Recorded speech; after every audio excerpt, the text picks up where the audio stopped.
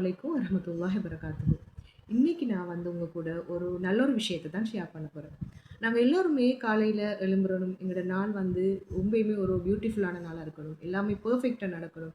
இந்த டே எங்களுக்கு ரொம்பவே நல்லா இருக்கணும்னு நினைச்சிட்டு தான் எழும்புவோம். எல்லாமே பாசிட்டிவா எனக்கு நடக்கணும். வெற்றியாக இருக்கணும். வரப்போற விஷயங்கள்லாம் எனக்கு வெற்றியா இருக்கணும்.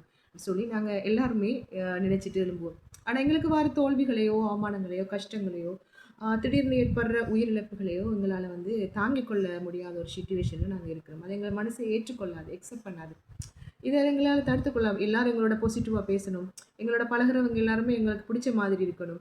எங்களுக்கு ஒரு லைஃப் ஒண்ணு அமையணும்னு சொன்னா, அது எனக்கு பிடிச்ச மாதிரி இருக்கணும். எங்க லைஃப் பார்ட்னர் என்னோட ரொம்பவே அன்பா இருக்கணும், பாசமா இருக்கணும். எனக்கு லைஃப்ல நல்ல குழந்தைகள் கிடைக்கணும். நான் வந்து இப்படி முன்னேறணும்னு சொல்லி, அந்த பாசிட்டிவான மைண்ட் செட்டோட தான் எங்களோட வாழ்க்கை போகணும்னு நாங்க எல்லாரும் ஆசைப்படுறோம், நடந்துட்டு இருக்கோம். ஆனா எங்களுக்கு அது நெகட்டிவா மாறக்குள்ள எங்களால தாங்கிக் கொள்ள இயலாம இருக்கு. நாங்க ஒரு இடத்த அப்படி போய் உடைஞ்சிட்டு, எனக்கு மட்டும் ஏன் இப்படி நடக்குது? என் லைஃப்ல எல்லாமே தோல்வியா இருக்கு. நான் நினைச்ச மாரி எனக்கு லைஃப் அமையுது இல்லையேன்ட்டு, நாங்க ஒரு இடத்த அப்படியே போயிட்டு கவலையோட வாழ்க்கை இழந்தவங்கள மாதிரி இருக்கிறோம்.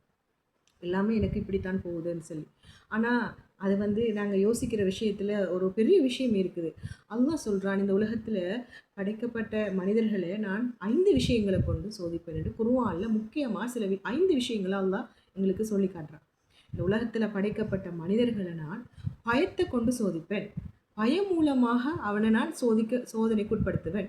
இப்ப எங்கட உலகத்திலேயே நடந்துட்டு இருக்கிற விஷயங்கள், எங்களோட உயிர் எந்த நேரத்துல, எந்த இடத்துல எப்படி போகும்ன்னு சொல்லியல நாங்க பயத்தோட வாழ்ந்துட்டு இருக்கோம். அது வந்து அல்லாஹ் பயத்த கொண்டு எங்கள சோதிக்கிறான். பசிய கொண்டு உங்கள நான் சோதிப்பேன். பசி, பட்டினி, நல்லா நான் சாப்பிட்டு இருந்தேன் நான். இப்படி ஒரு நிலைமை வந்துட்டு, திடீர்னு இந்த ஒரு அனர்த்தம் வந்துட்டு, ஏழையையும் பணத்தையும் பானும் பருப்பு கறியும் சாப்பிடுற அளவுக்கு அல்லாஹ் வச்சான். அப்ப பசிய கொண்டு சோதிப்பான். பொருளாதாரத்த கொண்டு சோதிப்பான். திடீர்னு எனக்கு வந்து கொரோனா வந்துட்டு, என் பொருளாதாரம் வீழ்ச்சி அடைஞ்சுட்டு, நாட்டுல வந்து இப்படி ஒரு பிரச்சனை நடந்துட்டு, என் பொருளாதாரம் வீழ்ச்சி அடைஞ்சுட்டு, இப்படி ஒரு நிலைமை வந்துட்டு, அடுத்த நிலைமை, அடுத்த கட்டம் என்ன இருக்க போகுதுன்னு எனக்கு தெரியல என்று சொல்லி, அந்த பொருளாதாரத்துல இறைவன் என்ன செய்றான்? வீழ்ச்சி ஏற்படுத்துறான். அதே போல அவன் என்ன செய்றான்? நோயை கொண்டு உங்கள சோதிப்பேன். திடீர் மரணங்கள், திடீர் எங்களுக்கு பிடிச்சவங்க, எங்களோட உண்மைக்குமே நேசத்துக்கு உரியவங்க மௌத்தாகிடுவாங்க, மரணிச்சிடுவாங்க, நோயை குடுத்துருவான் அல்லாஹ். இவ்வாறான விஷயங்கள கொண்டு இந்த உலகத்துல பிறந்த மனிதர்கள அல்லாஹ் சோதிக்கிறான். அதே போல உங்களுடைய விளைநிலங்களை கொண்டு உங்களுக்கு விளைச்சல் தரக்கூடிய விளைநிலங்களை கொண்டு இறைவன் உங்களை சோதிப்பான் என்று அல்லாஹ் குர்ஆன்லயே அழகாக எடுத்து காட்டிட்டான். இவ்வாறான விஷயங்கள்ல நான் உங்களை சோதனைக்கு உட்படுத்துவேன் அல்லாஹ் கூறுறான். இப்ப இந்த சோதனை அல்லாஹ் கூறுறவன், உங்களுக்கான நன்மாராயத்தை நான் தருவேன். உங்களுக்கு அதுல ஒரு குட்டான விஷயம் உண்டு நான் வச்சிருக்கேன் சொல்லி அல்லாஹ் அழகா சொல்றான். இப்ப ஒரு கிளாஸ்ல ஒரு 20 பிள்ளைகள் படிச்சிட்டு இருக்காங்க, நல்லா படிச்சிட்டு இருக்காங்க. இவங்க யார் இதுல முட்டாள், யார் இதுல கெட்டித்தனம்னு சொல்லி நாங்க பார்க்கணும்னா என்ன செய்வோம்? ஒரு டெஸ்ட் ஒன்றை வைப்போம். டெஸ்ட் ஒன்றை வச்சு பார்த்தா தான் இதுல யார் நல்லா படிச்சிருக்கா, யார் முட்டாளா இருக்காங்கன்னு விளங்கும். அதுபோல தான் அல்லாஹ் இந்த உலகத்துல வாழ்ற எங்களுக்கும் சில வகையான டெஸ்ட்டுகளை வைக்கான். இவ்வாறான சோதனைகள் எங்களுக்கு கொடுக்கறதன் மூலமாக சில டெஸ்ட்டுகளை வைக்க, அந்த டெஸ்ட்டில் நாங்கள் பாஸ் ஆகிறோமா ஃபெயில் ஆகிறோமான்னு அந்த டெஸ்ட் மூலமாக தான் நல்லா என்ன செய்கிறான்? எங்களை இந்த உலகத்தில் உறுதிப்படுத்தக்கூடியவனாக இருக்கான். நாங்கள் வந்து இந்த உலகத்துக்கு பொருத்தமானவங்களா வாழ்கிறோமா இல்லையான்னு அந்த டெஸ்ட் மூலமாக தான் அல்லாஹ் அதில் எங்களுக்கு மார்க்ஸை போடுறான். இப்போ திடீர்னு ஒருத்தரை வேலையை விட்டு நிப்பாட்டான். அந்த பாஸ் வந்து சொல்லிட்டா, நீங்கள் நீ வேலைக்கு வரவானா, நாளையிலேருந்து நின்று கொண்டு வந்து. உடனே அவர் ஸ்ட்ரெஸ் ஆகிறாரு, யோசிக்காரு. நான் என்ன செஞ்சேன்? நான் எல்லாமே பெர்ஃபெக்டாக தானே செஞ்சேன். என்ன நடந்துச்சு? நான் ஏன் எதுவும் தப்பு செய்யலையே, நான் நியாயமாக தானே இருந்தேன். நான் வந்து எந்த குறையும் வைக்கல. ஏன் எனக்கு இப்படி நடக்குது? நான் எப்படி என் குடும்பத்தை கொண்டு போவேன்? இந்த பிரச்சனை எப்படி, என் பிள்ளை எப்படி படிப்பேன்னு மண்டையை போட்டு புலம்பிக்கிட்டு இருந்தாருன்னு சொன்னா, அந்த இடத்துல அவர பொறுமை இல்லை. அல்லாஹ் எதை விரும்புறான் தெரியுமா? ஒரு விஷயம் நடந்துட்டா சரி, ஓகே, நீங்க வேலையை விட்டு நிப்பாட்டினீங்க. அல்லாஹ் இதை விட ஒரு பெரிய வேலை எனக்கு தாரத்தை காத்துட்டு இருக்கான். அதுக்கு நான் தயாராகிறதுக்கு எனக்கு ஒரு அழைப்பை விடுத்திருக்கான். சரி, நான் அந்த இடத்துல பொறுமையை காத்துக்கொள்றேன், பொருந்திக் கொள்றேன்னு சொல்லி, அந்த இடத்துல எங்களுக்கு சோதனை எந்த இடத்துல உருவாக்கப்படுதோ, அந்த இடத்துல அந்த சோதனையை பொறுமையோட எவன் கையாளுறானோ, அந்த இடத்துல தான் அதைத்தான் அல்லாஹ் விரும்புகிறான். இது இந்த இந்த பிரச்சனை நடந்துட்டு, சரி எனக்கு நடந்துட்டு நான் பொருந்திக் கொள்றேன், இது அல்லாஹ்ட நாட்டம்னு சொல்லி, அந்த பிரச்சனை அந்த சம்பவம் நடந்து 2 நாள் 3 நாள் கழிச்சு அவங்க சொன்னாங்க, அந்த இடத்துல அவங்களோட பொறுமையை அல்லாஹ் எதிர்பார்க்கல. அந்த இடத்துல அந்த நேரத்துல ஒரு முஃமின், ஒரு மனிதன் என்ன பொறுமையை எந்த இடத்துல எப்படி கையாளுறானுங்கிறது தான் அல்லாஹ் விரும்புறான். இப்படியான சோதனைகள் எங்களோட வாழ்க்கையில வரக்குள்ள நாங்க என்ன செய்றோம்? அல்லாஹ்வ கூடுதலாக நினைக்க, இப்ப திடீரென்று ஒரு நோய் ஏற்பட்டுட்டு, திடீரென்று ஒரு எங்களுக்கு ஒரு பொருளாதார இழப்பு ஏற்பட்டு நாங்க என்ன செய்றோம்? இந்த பொறுமை மூலமாக அல்லாஹ் என்ன செய்றான்? எங்களோட நெருங்கி வாரான். இந்த பொறுமையான விஷயம் இவ்வாறான விஷயம் எங்களோட லைஃப்ல நடக்கக்குள்ள நாங்க என்ன செய்றோம்? அல்லாஹ்வ கூடுதலாக நேசிக்க விரும்புறோம். இப்படி ஒரு பிரச்சனை நடந்துட்டு இப்படி ஒரு நோய் அல்லாஹ் அனுப்பிவிட்டுட்டான் என்று சொல்லி நாங்கள் பொருந்திக் கொள்கிறோம். ஏதோ ஒரு பெரிய ஒரு ஆபத்து நடக்க இருக்கிறது, எனக்கு இந்த அளவில் வந்துட்டு ஏதோ இதில் ஒரு அல்லாஹ் நிலவை நாடி இருக்கான், அது எனக்கு இந்த அளவில் வந்திருக்கு என்று சொல்லி நாங்கள் அந்த பெரிய பெரிய விஷயங்கள் எங்களோட வாழ்க்கையில் நடக்க இருந்தது இந்த அளவுக்கு வந்துட்டு ஒரு சபூர் செய்யக்கூடிய பொறுமையாளன் ஒருவன் என்ன செய்வான்னு சொன்னால் பொருந்திக் கொள்ளுவான். அதிலிருந்து கூடுதலாக அல்லாஹ்வோட பாதையில் அவன் போகிறதுக்கான வழியை தேடுவான். என்னென்ன சின்ன சின்ன பிள்ளைகள் நான் இந்த வாழ்க்கையில் விட்டிருக்கேன், எது மூலமாக நான் இந்த சோதனைக்கு உட்படுத்தப்பட்டிருக்கேன், அந்த வாழ்க்கையை அவன் என்ன செய்கிறான், திருத்திக் கொள்றதுக்கு வழியை பார்க்க. நாங்கள் நினைக்கிற மாதிரி எல்லாமே எங்களுக்கு சரியாக நடக்கணும், எல்லாமே எங்களுக்கு பெர்ஃபெக்டாக இருக்கணும்னு நாங்கள் நினைச்சோம்னு சொன்னால் இந்த உலக வாழ்க்கையில் ஒரு குழந்தை ஒன்று கூட கருவில் 9 மாதம் ஒரு சின்ன துளியிலிருந்து படைத்து இரத்த கட்டியாகி சதையாகி எலும்பாகி உயிர்ப்பிச்சு தான் 9 மாதத்துக்கு இந்த உலகத்தில் வருது.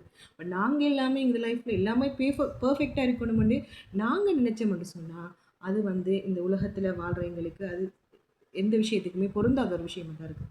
அல்லாஹ் இந்த உலகத்தில் படைக்கப்பட்ட எல்லா முஃமின்களையும் நான் சோதனைக்குட்படுத்துவேன், அதற்குரிய நன்மாராயத்தை வச்சுருக்கேன். என்ன வச்சுருக்கேன், இதுக்குரிய கிஃப்ட் என்ன, இதுக்குரிய கிஃப்ட் என்னன்னு சொன்னால் நான் தான் உங்களுடைய கிஃப்ட்.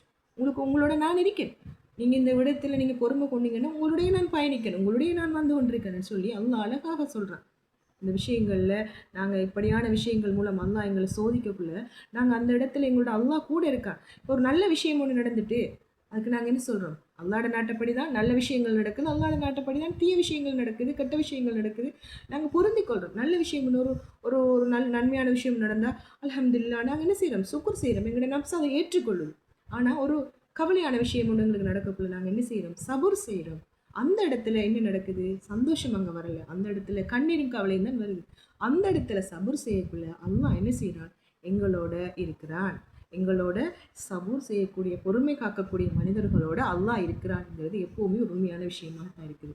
இந்த சபூர் மூலமாக நாங்கள் அடையிற நன்மைகள், ஈடேற்றங்கள் வாயால் சொல்ல முடியாத அளவுக்கு உள்ள ஈடேற்றங்கள் தான் இந்த உலகத்திலையும் அந்த உலகத்திலையும் எங்களுக்கு தரான். இந்த உலக வாழ்க்கை எங்களுக்கு வெற்றியை தரும், அந்த உலக வாழ்க்கையும் அது பெரிய ஒரு ஈடேற்றத்தை தரக்கூடிய வாழ்க்கை தான் இந்த சபூர் மூலம் எங்களுக்கு கிடைக்கக்கூடிய வெற்றியாக இருக்கும். என்னென்னு சொன்னால் எங்களோட வாழ்க்கையை இந்த சபூர் சீர்படுத்துது. எங்களோட தொழுகைகளை, எங்களோட அமல்களை, நாங்கள் செய்கிற எங்களோட ஹல்பால் செய்யக்கூடிய செயல்களை, எங்களோட உடம்பால் செய்யக்கூடிய செயல்கள் எல்லாத்தையுமே இந்த பொறுமை சபூர் எங்களை சீர்படுத்தி ஒரு சிறந்த ஒரு ஈமானுள்ள ஒரு முஹ்மின் உள்ள மனிதனாக மாற்றுது இந்த உலகத்தில்.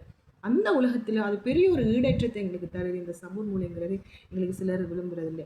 இதை புரிஞ்சு கொள்ளாமல் நாங்கள் அவசரப்பட்டு டென்ஷன் ஆகி இதை இழந்து நாங்கள் இந்த சபூர் காக்காமல் நாங்கள் குறை கூறி கொண்டிருக்கோம். அது இந்த ரமலானுடைய மாதம் எங்களுக்கு ரொம்பவுமே ஒரு படிப்பினையான மாதம். அது எல்லா விஷயத்தையுமே கட்டுத்தருது.